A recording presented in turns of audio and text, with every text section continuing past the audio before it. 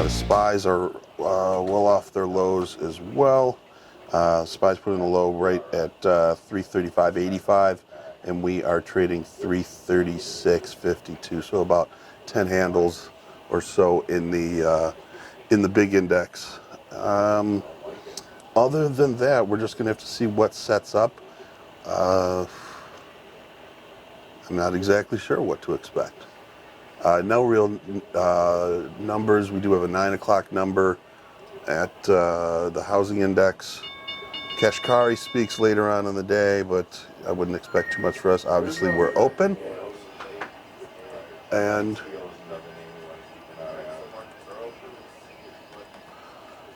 so we are, I mean, the Qs are down the most just because of the Apple heavy weighting. Let's see what, I mean, I think, you know, it's going to be one of those days as Apple goes, the market goes.